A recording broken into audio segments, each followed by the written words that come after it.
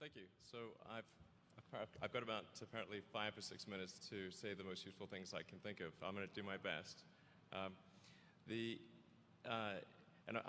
was suggested that I distill things down to three items. I think I'll go with 4. And I'll try. I think these are pretty important ones. Some of them are going to sound like, well, you've heard it before, but it's worth re-emphasizing. I think the first is you need to work, depending upon how well you want to do, and particularly if you're starting a company, you need to work super hard. So what does super hard mean? Well, when my brother and I were starting our first company, instead of getting an apartment, we just rented a small office and we slept on the couch. And we showered at the YMCA, and we're so hard up we had just one computer. So the website was up during the day, and I was coding at night, 7 days a week, all the time. And I sort of briefly had a girlfriend in that period, and in order to be with me, she had to sleep in the office. So work hard, like every waking hour. That's the thing I would say particularly if you're starting a company. And I mean, if you do simple math, say like, okay, if somebody else is working 50 hours and you're working 100, you'll get twice as much done in the course of a year as the other company. But I mean, the ability to attract and motivate great people is critical to the success of a company, because a company is it's a group of people that are assembled to create a product or service. That's the purpose of a company. People sometimes forget this elementary truth, and so if you're able to get great people to join the company and work together towards a common goal, and you sort of have a relentless sense of perfection about that goal, then you will end up with a great product. And if you have a great product, lots of people will buy it, and then the company will be successful. Yeah. But really, it's pretty straightforward, really. I mean, yeah, that's. The other thing I'd say is that if you're creating a company or if you're joining a company, the most important thing is to attract great people. So either join a group that's amazing, that you really respect, or if you're building a company, you've got to gather great people. I mean, all a company is a group of people that have gathered together to create a product or service. And so depending upon how talented and hardworking that group is, and the degree to which they're focused cohesively in a good direction, that will determine the success of the company. So do everything you can to gather great people if you're creating a company. Reason from first principles rather than by analogy. So the normal way that we conduct our lives is we reason by analogy. We're doing this because it's like something else that was done, or it's like what other people are doing. Me too type ideas. Yeah, slight iterations take, on a theme, and it's because it's kind of mentally easier to reason by analogy rather than from first principles. But by first principles is kind of a physics way of looking at the world, and what that really means is you kind of boil things down to the most fundamental truths, and say, okay, what are we sure is true, or as sure as possible is true, and then reason up from there. That takes a lot more mental energy. Give me an example of that. Like, what's one thing that you've done that on that you feel has worked for you? Sure. So somebody could say, in fact people do, that battery packs are really expensive and that's just the way they'll always be, because that's the way they've been in the past. You're like, well, no, that's pretty dumb, because if you applied that reasoning to anything new, then you wouldn't be able to ever get to that new thing. Right.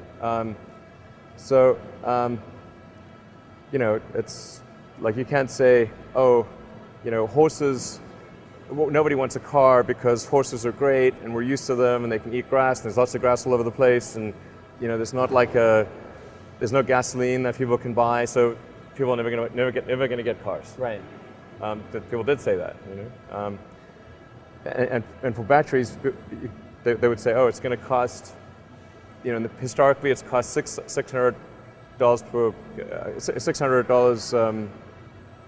per kilowatt hour, and so it's not going to be much better than that in the future. And you say, no, okay, well, what are the batteries made of? So first principles would be to say, okay, what are the material constituents of the batteries? What is the spot market value of the material constituents? So you can say, okay, it's got cobalt, nickel, aluminum, carbon, and some polymers for separation, and a steel can. So break that down on a material basis and say, okay, what if we bought that in the London Metal Exchange, what would each of those things cost? Like, oh, geez, it's like $80 per kilowatt hour. So clearly, you just need to think of clever ways to take those materials and combine them into the shape of a battery cell, and you can have batteries that are much, much cheaper than. Then I'd say focus on signal over noise. A lot of companies get confused. They spend money on things that don't actually make the product better. So, for example, at Tesla, we've never spent any money on advertising. We put all of the money into R&D and manufacturing and design to try to make the car as good as possible. I think that's the way to go. So for any given company, just can keep thinking about, are these efforts that people are expending, are they resulting in a better product or service? And if they're not, stop those efforts.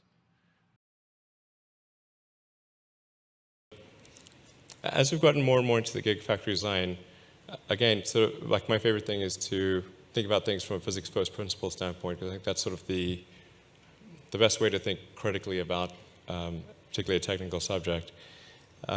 We've actually found that we can, theoretically in the same form factor as the gigafactory. So I'm not saying that we will do 3 times, but within that form factor, within what you see there, which is sort of, try to be slightly romantic about it, which is like, it's designed sort of like a diamond and aligned with true north. But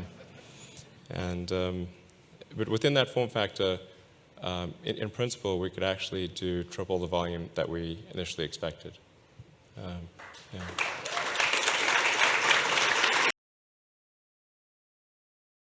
Anyway, so that's, and then I think that the final thing I would encourage you to do is, now is the time to take risk. You don't have, you don't have kids. Your obligation. Well, sorry, probably don't have kids.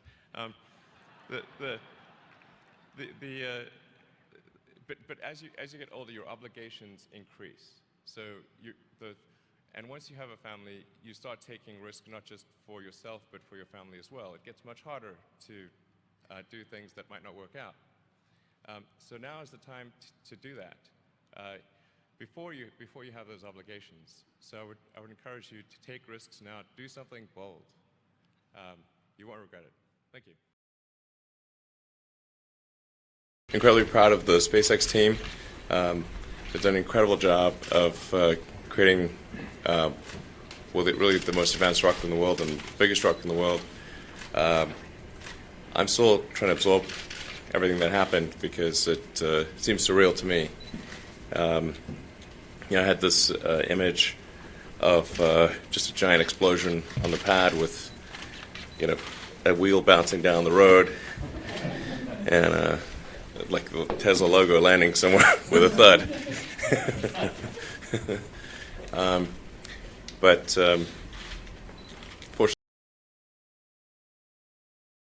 If somebody is doing something that is useful to the rest of society, I think that's a good thing. Like, it doesn't have to change the world. Like, if you're doing something that has high value to people, and frankly, even if it's something, if it's like just a little game, or some improvement in photo sharing or something, if it has a small amount of good for a large number of people, I think that's fine. Like. 5, 4, 3, 2, 1, 0. Ignition.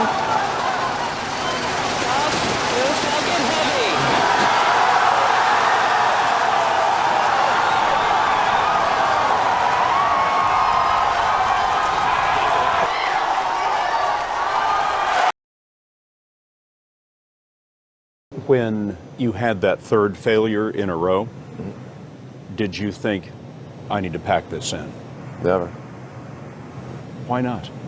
I don't ever give up. There are people who've been in the rocketry business for decades Yeah. who say about you that you don't know what you don't know. Well, I suppose that's true of anyone. How can anyone know what they don't know?